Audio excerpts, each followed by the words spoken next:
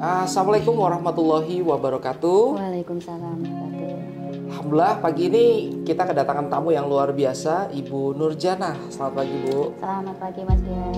Luar biasa. Bu Nurjanah nih sahabat saya ketika masuk sebagai dosen di Universitas Brawijaya, dan beliau adalah Wakil Dekan 1 Akademik di Fakultas MIPA. Selamat pagi Bu, sehat-sehat ya? Alhamdulillah, Mas Dias sehat. Ini kita janjiannya udah setahun lebih ya. Iya, untuk bener. bikin podcast ya. Karena Bu Akhirnya Nurjanah ya. nih sibuk banget. Tapi apa yang menjadi materi kita pada hari ini luar biasa, akan sangat seru ya, karena kita akan diskusi banyak tentang financial econometrics, perkembangan data analitik gitu Bu ya, dan juga mungkin pengalaman S3-nya di luar negeri, di Monash University. Bu Nurjanah ini S1 dari Statistik UB. Kenapa milih statistik Bu? Wah, ini agak ceritanya unik. Jadi dulu statistika ini ketika saya kuliah S1 ini pertama kalinya ada di UMPTN ya saat itu ya. Oh, di jadi, 1998. 98, oke. Saya setelah itu Mas Dias. Iya. Jadi memang belum ada, sehingga saya juga sama sekali nggak ngerti apa itu statistik. Cuman saat itu kakak tertua saya ya, kakak pertama itu kerja di Batam. Beliau di perusahaan yang memang dikelola secara internasional itu bilang kalau nggak kepikiran apa-apa coba statistika, dibutuhkan pasti. Apa isinya katanya? Matematika, kamu kan suka matematika gitu kan. Udah. Akhirnya pilihan pertama itu statistika, nggak mikir yang lain sudah. Padahal dulu tuh kita mikir statistik itu sesuatu yang complicated, dan yang kedua kerjanya di mana gitu kan? Ya emang complicated Mas Dias. Karena sekarang ya. Iya. Tapi kan artinya sekarang statistik itu sangat dibutuhkan gitu ya. Iya. Dengan nama-nama yang berbeda ya, bisnis analis, data analis dan lain-lain. Itu kan semua basicnya statistik gitu ya. Betul, ya. Nah, terus berlanjut ke S2 nih Bu. Nah, sebenarnya waktu di Monash University ini sebenarnya perbedaannya apa sih ketika kuliah di luar negeri dan kuliah di Indonesia? Oke, kalau pengalaman saya pribadi mungkin agak unik ya, karena saya S2-nya ini full research. Oh, full research. Jadi bukan coursework ya? Nggak ada coursework sama sekali. Jadi ketika masuk langsung memang ditantang untuk nulis tesis. Nggak ada kuliah. Kalau misalnya mau kuliah, pembimbing supervisor itu akan menyarankan untuk sit in. Jadi untuk sit in, jadi supporting aja.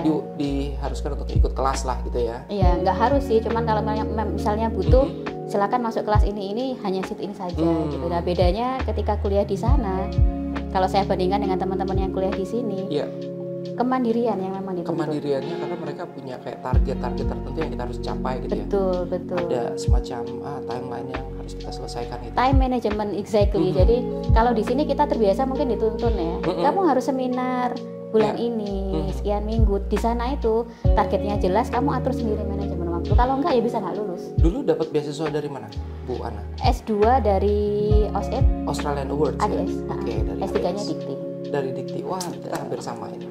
Nah, waktu S2 disuruh research, dulu kan pengalamannya pasti di S1 terbatas kan? Betul. Iya, Bu Ana. Nah, dulu tuh disuruh research tentang apa sih Bu? Nah, karena saat itu ya kebetulan karena saya dosen ya, pastinya ketika studi lanjut sudah diarahkan bidangnya apa yang pastinya dibutuhkan. Nah, saat itu yang memang kurang adalah di bidang ekonometri.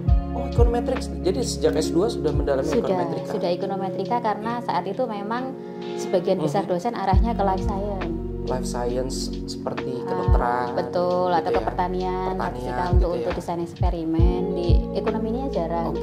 Langsung disuruh di ekonometrika. Nah, saya kan di ekonomi nih Bu. Sebenarnya apa sih perbedaan antara ekonometrika dengan statistika nih gitu? Apa yang membedakan sih sebenarnya? Tidak berbeda sebenarnya, tapi statistika itu part of econometrics. Statistik adalah part of econometrics. Karena ekonometrika ini menggabungkan 3 bidang, matematika, ekonomi, dan statistika.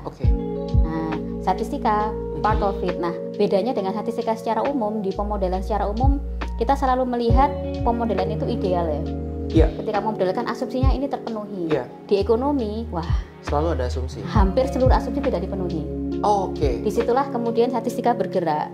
Jangan sampai kita menyalahkan data. Data itu nggak ada yang salah, Mas Dias. Oke. Kalau kita memakai metode konvensional, nggak memenuhi asumsi, kamu nggak lulus. Iya, iya, iya. Di ekonomi, ketika asumsi A nggak terpenuhi, kita belok. Visual analisisnya aja yang diubah. Sehingga pendekatan-pendekatan di ekonometrika itu memang pengembangan dari statistika untuk mengatasi beberapa fenomena khusus di ekonomi. Fenomena khusus di ekonomi, dan itu banyak banget dan beragam dengan asumsi yang berbeda-beda tentu ya Bu ya. Betul. Nah, waktu di S2 itu spesifik meneliti tentang apa pada saat itu? S2, S3 saya kebetulan sama. Jadi tentang saham.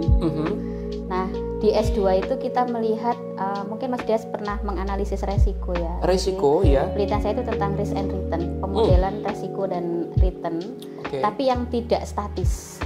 Artinya yang begini, dynamic, ya. Di pemodelan finance terutama, mungkin kenal model CAPM ya, capital asset pricing model. CAPM. Kita nyebutnya CAPM.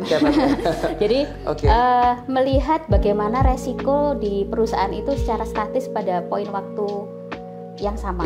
Nah, saya ketika di S2 ditantang bahwa resiko ini ada kalanya dia dinamis ya, pengaruhnya nggak hanya ketika dia negatif atau positif, tapi juga bergerak dari waktu ke waktu. Itu S2 S3 saya. Jadi S3 pengembangan dari S2. Luar biasa. Bahkan dulu saya pernah tuh Bu, waktu S1 tuh dapat buku tentang econophysix ya. Econofisika. Sebenarnya relationship-nya apa sih sebenarnya? Atau pisaunya yang berbeda seperti yang tadi disampaikan? Sepertinya akan sedikit berbeda. Saya nggak paham fisika ya. Cuman pada prinsip di modeling itu kan ada dua, deterministik dan stokastik. Iya. Fisika ini kan pemodelannya lebih ke arah deterministik, Y sama dengan mc kuadrat. Beda ketika fisika Y sama dengan beta 0 plus beta 1x, ada epsilon di belakang. Something yang perlu kita deep learning gitu ya. Di luar model-model yang karena ada error segala macamnya itu ya Bu ya. Ekonomi geraknya itu kita belajar error. Kalau nggak ada bahkan errornya kita analisis ya. Justru itu. Justru error itulah yang dianalisis di ekonometrika sebagian besar. Dan itu yang jadi penelitian saya mulai dari S2. Nah, pemahaman itu yang mungkin banyak banget nih kita dapat insight pada hari ini. Nah, luar biasa Bu. Nah Bu, kita kan juga lihat nih perkembangan sekarang tentang data analytics nih, data science gitu. Dan saya dengar kayak MIPA mau buka prodi baru ya. Data science, betul. Data science luar biasa nih, kayak mau belajar tentang data science. Karena saya ngelihat dari pasar kerja memang yang dibutuhkan sekarang itu. Gitu. Betul, sudah eranya. Apa sih yang membedakan antara statistik dengan data science, ataukah sama atau apa nih? Ada machine learning, artificial intelligence, random banget gitu Bu. Mungkin bisa dijelaskan. Iya, ya sekali lagi statistika itu fungsinya sebagai alat tools. Maka posisi di data science juga sama. Hanya data science ini lebih global lagi ya. Ketika melihat big data saat ini, entah itu apapun ya, data itu tidak selalu angka. Nah itu dulu ya, data itu nggak selalu angka, Mas. Betul. Jadi apapun informasi yang tersedia di entah dunia maya, entah data sekunder dan lain sebagainya, itu adalah data. Nah, data science itu melingkupi mulai dari ngumpulin datanya dulu. Data collecting dulu, data mining, kemudian bagaimana menatanya, cleaning, segala macam. Nah setelah jadi siap untuk analisis, kita punya research problem katakanlah ya, apa yang ingin kita kemudian jawab dari permasalahan yang ada di situ baru statistika masuk. Jadi sebenarnya dia hanya sebagai pisau analisis. Nah yang namanya pisau, nah ini juga harus hati-hati. Jangan sampai kita menganalisis itu fokus kita ke pisaunya. Jadi saya ingin analisis pakai metode statistika A. Itu yang kadang-kadang itu yang salahnya karena di situ kita tahunya cuma pisau A ya kita pakai itu. Maksa itu, dipaksain. Padahal statistika itu dinamis, apalagi kita bicara big data. Ada research problemsnya, ada pisaunya ya.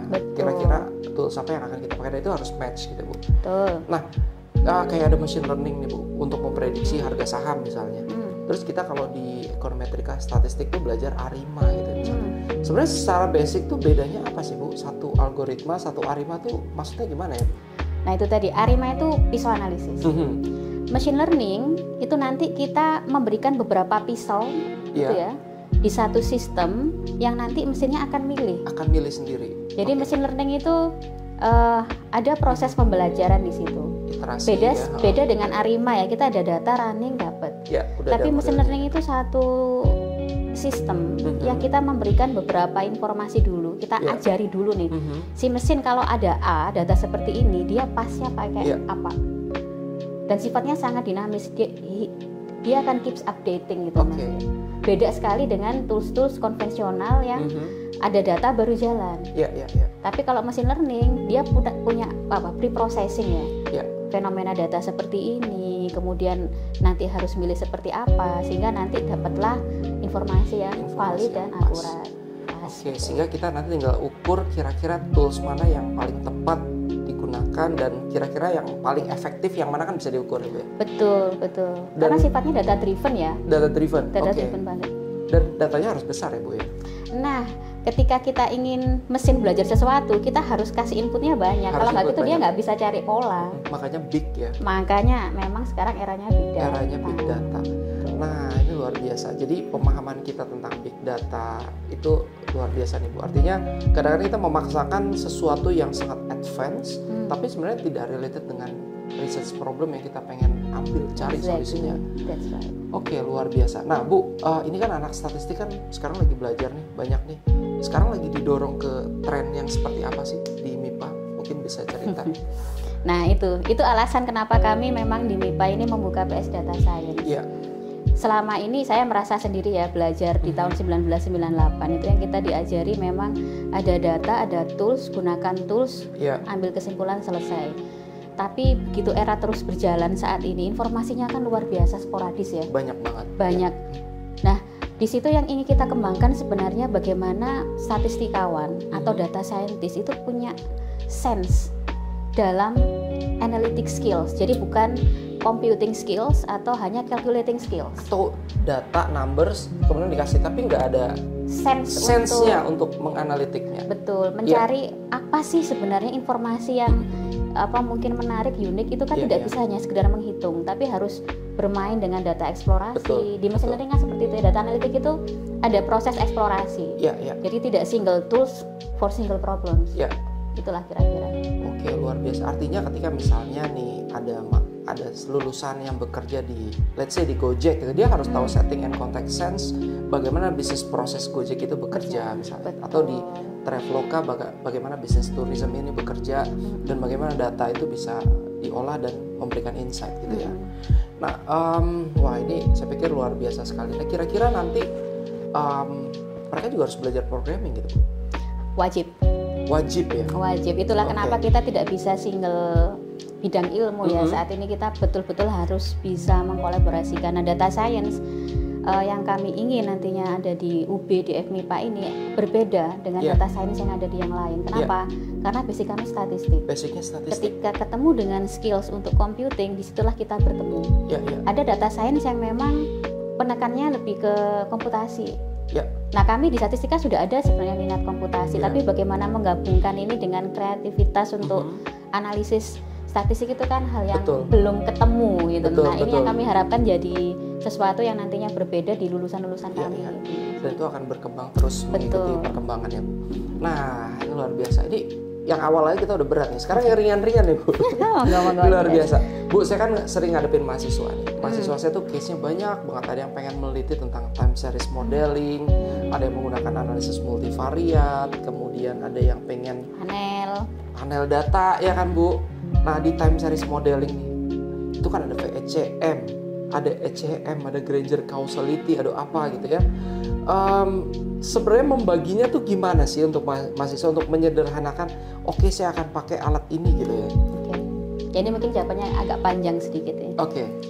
Jadi sebelum memilih analisis tadi ya, jangan sampai terjebak. Kita ini sudah kaku pada toolsnya dulu, kemudian datanya baru diambil, menyesuaikan. Yang harus kita lakukan adalah look at the data, lihat karakteristik dari datanya. Karena pemodelan seperti VECM, VAR, ECM, apakah kita pilih panel atau tidak, itu sangat tergantung datanya punya informasi apa dulu. Nah, itu yang kita harus hati-hati. Sebenarnya prinsip dari pemodelan yang bagus itu ada namanya prinsip parsimoni. Prinsip parsimoni. Parsimoni itu model yang sederhana, itu yang baik. Oh, bukan yang complicated. Jangan yang complicated. Kita kan pengennya panjang gitu ya. Betul. Oke. Jadi kalau itu sudah bisa menjawab fenomena yang ada, that's enough. Itulah nilai lebih dari suatu pemodelan ketika dia bisa menjawab atau menjelaskan data ini bicara apa. Nah, milihnya bagaimana sekarang? Data itu kalau kita peroleh ya, ada data kualitatif, kuantitatif. Ada namanya skala data, nominal, ordinal, interval, rasio, itu yang menentukan nanti pisau apa yang paling pas. Oh, jadi dari karakteristik dari datanya itu dulu. Jadi salah kalau kita bergeraknya sekali lagi langsung ke metode, tapi skala data itu penting. Nah, ada banyak pohon analisis di statistika. Misalnya kalau variabel independen saya itu numerik, kemudian variabel dependennya ternyata dia kategorik, nggak bisa pakai regresi biasa. Kalau mau running di SPSS, di SAS, running keluar angkanya. Keluar angkanya, tapi salah. It means nothing, salah. Means nothing, oke. Karena Y-nya yang dilihat kan 01 itu bukan 1 lebih dari 0, tapi hanya kategorisasi. Maka nanti milihnya apa? Ada diskriminan analisis, ada regresi logistik, dan lain sebagainya. I see. Kalau VECM, nah VECM ini menarik. Menariknya yang milihnya gini, tidak semua data bisa dianalisis VECM. Vector Error Correction Modeling. Error Correction Modeling. Jadi ada istilah kointegrasi, Mas Dias. Kointegrasi. Jadi ada variabel itu yang mungkin dia itu dalam jangka pendek inflasi dan jumlah uang beredar misalnya sebagainya. Dalam jangka pendek ketika ada shock dia kan akan bergerak sendiri-sendiri tuh. Tapi satu titik tertentu dia akan berjalan bersamaan jangka panjang. Nah, itu istilah kointegrasi. Nah, tidak semua variabel di ekonomi itu terkointegrasi, maka nggak bisa pakai VECM. Pakai apa? Pakai VAR. Tapi dengan syarat antar variabelnya ada causality. Makanya ada Granger causality. Jadi ada tahapan-tahapan gitu ya sebelum memilih, pastikan nanti setiap step itu terpenuhi baru akan nantinya pas. Oh, ini pakai VECM, pakai VAR. Saya menarik tuh, sering melihat penelitian ini maksa banget pakai VAR, pakai VECM padahal nggak dicek kointegrasi misalnya. Dulu. Nah, itu yang memang kita benar-benar harus banyak PR ya. Oh iya. Saya baru tahu nih, Bu. Jujur aja. Untung saya udah lulus ya informatika saya. Jadi jadi ada tahapan-tahapan analisis sebelum kita memilih itu, dan yang kedua adalah kita harus pahami dulu karakteristik datanya. Betul. Nah, untuk panel data nih, Bu. Panel data kan biasanya kita pakai misalnya ASEAN, kita pengen regresi panel segala macam. Nah, sebenarnya keunggulan dari panel sendiri itu apa sih? Keunggulannya ada dua sisi ya, mau dari sisi teoritis atau sisi aplikatif sebenarnya. Kalau teoritis ya nanti 2 SKS sendiri gitu ya, tapi kalau dari sisi informasi yang bisa kita ambil karena panel data, berarti kan ada 2 perspektif kita melihat data, dari sisi cross sectionnya, kemudian dari sisi time series-nya. Artinya dua-duanya kita bisa dapat info. Nah, kalau kita punya datanya panel, sayang kan kalau kita paksa hanya melihat dari tahunnya aja atau misalnya hanya dari cross section aja, informasinya lebih kaya, Mas. Dan kita dalam satu kali analisis jadi dengan satu senjata dapat banyak nih hasilnya kalau dia panel. Itu bisa dianalisis misalnya perbedaan lokasinya gitu. Bisa. Kemudian antar waktunya pun kalau kita mau switch pemikiran, si time-nya kita buat di model dinamis bisa. Wah. Ada auto regresi pada segala macam. Itu kaya sekali. Jadi model itu kan ada di ekonomi terutama ada model statis dinamis. Statis itu hubungannya berlaku di satu titik waktu. Udah kita pakai langsung nembak. Ini pokoknya berlakunya seperti ini kapanpun. Ekonomi kan nggak seperti itu. Nggak bisa, betul. Nah, makanya ketika panel kita sudah punya pattern antar waktu ke waktu, kita keluarin aja. Jangan-jangan ini resiko ini dia berkembang antar waktu. Nah, namanya time varying. Bisa di data-data panel. Beliau orang yang pertama kali bisa menyederhanakan sesuatu yang saya nggak paham nih bertahun-tahun. Iya. Dan kalau di panel, Bu, itu boleh nggak sih kita pakai dummy? Boleh. Bisa ya? Bisa. Jadi dummy itu sebenarnya salah satu pendekatan jika kita ingin melihat perbedaan antar kategori. During pandemic and before pandemic misalnya gitu, Bu ya. Bisa. Oh, bisa ya. Atau threshold panel itu ada. Threshold panel itu. Krisis non krisis. Wah. Sebelum sesudah Jokowi. Itu bisa kita melihat. Iya. Beberapa namanya threshold. Ya. Sayang kalau dummy itu informasinya terlalu apa namanya hitam putih. Kalau dummy kan pakai 01. Kan 01 Iya, kan. betul. Cuman kalau kita melihatnya dalam perspektif threshold, maka modeling di titik-titik itu beda. Kita punya dua Menarik model banget. yang berbeda. Nah, itu menarik banget itu. Saya jadi tergugah untuk menulis lagi nih. Ayo ada data kita analisis bareng. Iya, ini banyak data banget ini. Waduh, luar biasa. Baik, teman-teman, ini saya pikir banyak banget manfaatnya. Even cuma potongan-potongan, tapi teman-teman bisa ngegali lebih dalam lagi tentang tadi itu time series modeling dan lain-lain, panel data. Nah, sekarang kita lanjut ke multivariate nih, Bu. Ini yang sekarang juga lagi tren juga. Misalnya mereka pakai SEM atau pakai PLS gitu ya, partial least square dan lain-lain. Itu kan juga kadang-kadang ya wis ya opo pakai SEM lah gitu atau pakai PLS. Nah, sebenarnya gimana sih, Bu, gitu? Tahapannya atau kriterianya atau frameworknya untuk memilih itu? SEM ya. Kalau khusus SEM, ini misalnya gampangnya gini. Kita menganalisis pertumbuhan ekonomi itu baik. Iya. Variabelnya apa saja? Jadi pertumbuhan ekonomi misalnya, apa nih Mas Dias ngaruhi pertumbuhan ekonomi? Pertumbuhan ekonomi itu bisa investasi. Misalnya salah satunya investasi. Oke, Yeah. Investasi jadi X gitu ya, mempengaruhi pertumbuhan ekonomi. Ternyata dengan berkembangnya teori, si investasi ini dia dipengaruhi oleh variabel yang lain. Jadi apa? Seperti ada efek berantai. Pengaruh dari suatu variabel ke variabel yang lain. Sebentar, Bu, saya potong. Berarti kalau kita pakai structural equation modeling itu boleh pakai data-data indikator itu, Bu? Nggak harus Likert gitu? Boleh. Oh, boleh ya? Ini menarik jadinya. Likert itu, kita ada dua mazhab nih di statistik, Mas Dias. Likert itu kan sebenarnya data kategori ya, bukan kuantitatif sebenarnya. Kita mengukur sesuatu, sangat setuju dengan 5, setuju dengan 4, dan lain sebagainya. Di beberapa kami, statistikawan itu menolak Likert sebagai data numerik.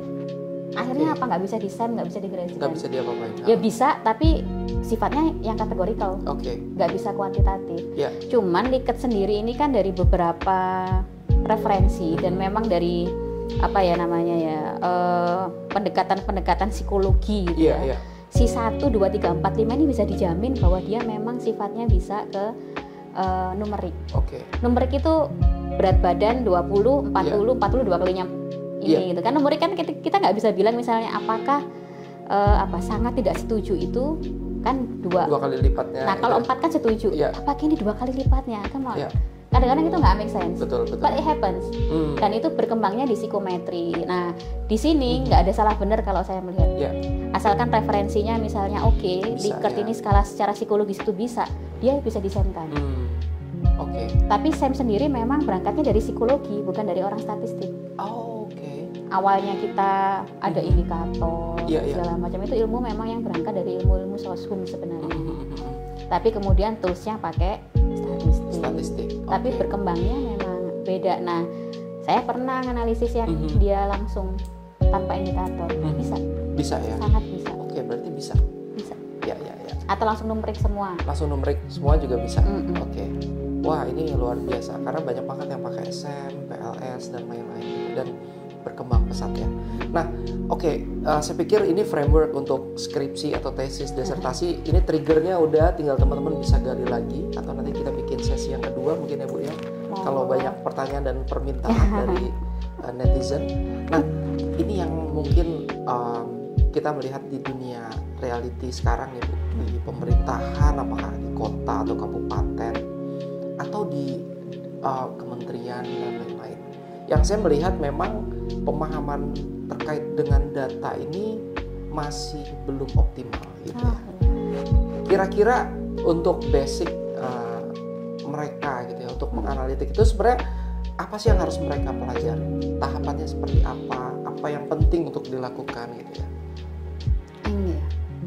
Jadi kita itu kadang saya merasa sayang gitu ya, melihat banyak data bersebaran tapi tidak ada yang menyentuh. Mereka punya data banyak tapi tidak diapa-apain gitu ya. Betul. Atau data sudah di-collecting tapi ternyata kemudian berhentinya hanya sekedar deskriptif. Itu saya juga kadang merasa sayang. Betul. Nah, memang kita nggak bisa menang semuanya ya, harus paham semuanya. Ini saatnya kita kolaborasi, Mas. Jadi di negara kita ini dari banyak stakeholder itu itu pasti sudah punya bank data. Langkah pertama adalah yuk ditata. Itu dulu. Data itu kan pasti harus ditata dulu. Nanti ditata baru kemudian kita kolaborasi dengan ilmu yang lain. Kita butuh apa? Cleaning. Let's go cleaning. Setelah cleaning seperti apa? Yuk kita menganalisis. Butuh duduk bersama para stakeholder. Nah, ini kan memang ruhnya yang saat ini kita sebut MBKM kan di sana ya. Kita betul-betul pentahelix ini kalau bisa saling kolaborasi. Multi background. Wah, luar biasa nih Indonesia. Seluruh kebijakannya akan evidence based. Betul. Itu policy based, evidence based ya, Bu. Betul sekali. Bagaimana policy itu sekarang evidence based karena data kita ada.